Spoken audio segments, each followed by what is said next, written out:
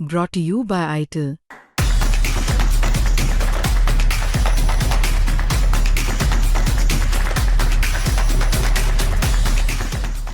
नमस्कार दोस्तों, चिराग किचन में आपका स्वागत है। आपको बता दूं, ईरान और अमेरिका के बीच जो युद्ध चल रहा है, आज उसका छठा दिन है। करीब 100 घंटे से ज़्यादा बीत चुके हैं। अब तक 1100 लोगों की मौत हुई है, जिनमें से तकरीबन 1000 से ज़्यादा मौतें ईरान में हुई है। इस तरह की जानकारी निकल कर आ रही है। और जानकारी दे दूं, दरअसल तीसरी किश्त इसको कहा जा सकता है शुरू होगी। अमेरिका ने दावा किया है कि अगले कुछ घंटों में, यानी कि आने वाले कुछ घंटों में ईरान के आसमान पर उसका कब्जा होगा। और आप ये देख रहे हैं किस तरह से अमेरिका ने अब एक और बड़ी कार्रवाई की है।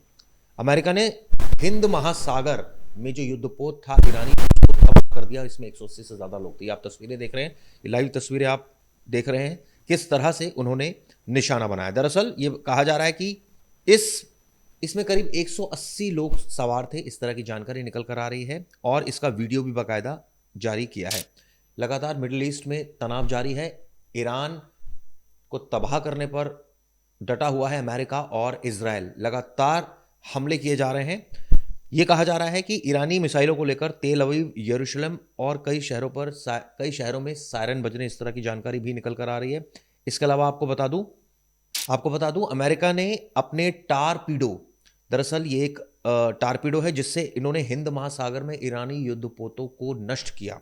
ये जानकारी निकलकर सामने आ रही है। और अपडेट्स ये है कि एक ईरानी सैन्य अधिकारी का बयान भी सामने आ गया। उन्होंने क्या कहा है कि इजराइल ईरान में सत्ता परिवर्तन की कोशिश करते हैं तो उसका मुंह तोड़ जवाब दिया जाएगा। लगातार जवाब भी दिया जा रहा है।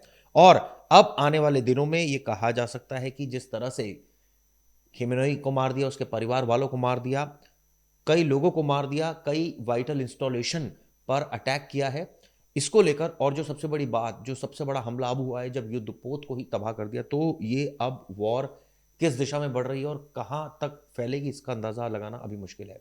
इस बीच कई लोगों के बयान भी आ रहे। कई लोग भारत पहुंचे हैं जिनकी फ्लाइट्स जो फंसे हुए थे दुबई, मस्कट, वहां से भी पहुंचे हैं। क्या कहा उन्होंने वहां पहुंचकर, सुनिए ये कहानी। नहीं, बहुत अच्छा माहौल है वहाँ पे। कुछ भी नहीं है यहाँ, जैसे दिल्ली में है वैसे ही माहौल है वहाँ पे। तो इंटरनेशनल जिस तरीके से इस समय हालात बने हुए नहीं, हैं, बहुत अच्छे हालात, कोई ख़राब नहीं है वहाँ पे। कोई ख़राब नहीं है हालात, बहुत अच्छे हैं। मालूम ही नहीं किसी को क्या हो रहा है। और मतलब कुछ ऐसी चेतावनी वगैरह कुछ दी गई हो सरकार द्वारा, कोई एडवाइजरी जारी नहीं, हमको कुछ भी एडवाइजरी नहीं, कुछ मालूम ही नहीं पड़ा हमारे को कि क्या हो रहा है क्या नहीं हो रहा है। Sir, you good name? Mohammed Idris. Okay. हालात बहुत अच्छे हैं मैडम।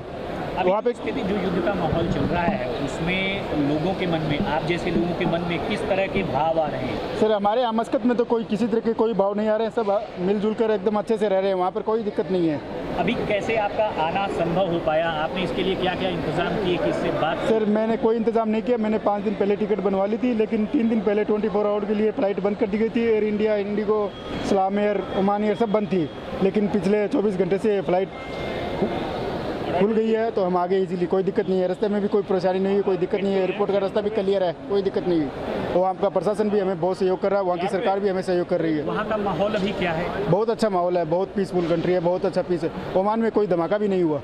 जिस तरह से इजराइल, ईरान का और अमेरिका का चल रहा है, तो ऐसी स्थिति में जो लोग भारत से वहाँ रह रहे हैं, आपकी किसी से बातचीत हुई? क्या कुछ उनके मन में चल रहा है? कितनी परेशानियाँ, दुख है? नहीं सर, कोई दुख नहीं है। वहाँ की सरकारें उनको बहुत सपोर्ट कर रही है। कोई इसी तरह का कोई दुख नहीं है। उनको सेफ जोन में पहुँचा दिया गया, कोई दुख नहीं है। आपका आना पहले से तय था या फिर? मेरा पहले से आना तय था मैडम। मैंने 1 हफ्ते पहले ही टिकट बनवा ली थी। अब कैसा लग रहा है आपको यहाँ पर? बहुत अच्छा, बहुत खुशी महसूस हो रही है, बहुत अच्छा लग रहा है। ये हमारा कंट्री है, हमारा देश है, ये तो अपनी कंट्री है।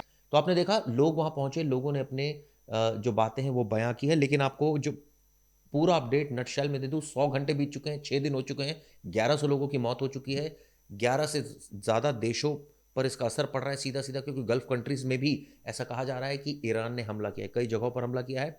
टोटल अगर बात की जाए तो अमेरिका, इजराइल एक तरफ है, दूसरी तरफ है ईरान, और जो मुख्य नेता हैं वो मारे जा चुके हैं। इसके अलावा आपको दिखाते हैं कि दोनों तरफ से ताबड़तोड़ हमले जारी है।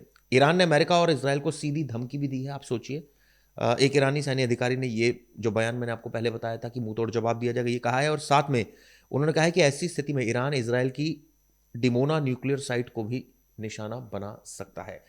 दरअसल ये वॉर क्यों हो रही है, इसके पीछे रीज़न जो हर जगह चर्चा में वो ये है कि दोनों देशों के बीच, जो दोनों देश यानी ईरान और इजराइल चाहता था कि ईरान न्यूक्लियर वेपन ना बनाए, लेकिन वो लगातार बना रहा था। इसके अलावा लगातार उनके लोगों पर अटैक किया था। इसी वजह से दोनों देशों ने मिलकर इस कार्रवाई को अंजाम दिया।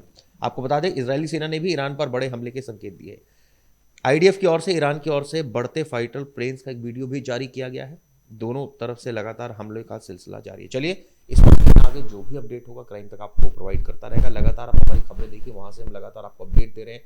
इस पर क्या कहना था अमेरिका के जो राष्ट्रपति है वो भी हमने आपको बताया, इजराइल के पीएम का भी बयान आपको बताया।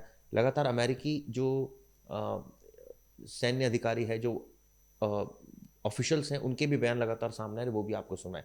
इसमें आपको लगातार अपडेट देते रहेंगे। वीडियो कैसे लगी बताइएगा। धन्यवाद। I hear the people are saying we're going to have an endless war here. You're not going to have an endless war. Now, of course, it's up to the people of Iran in the final count to change the government.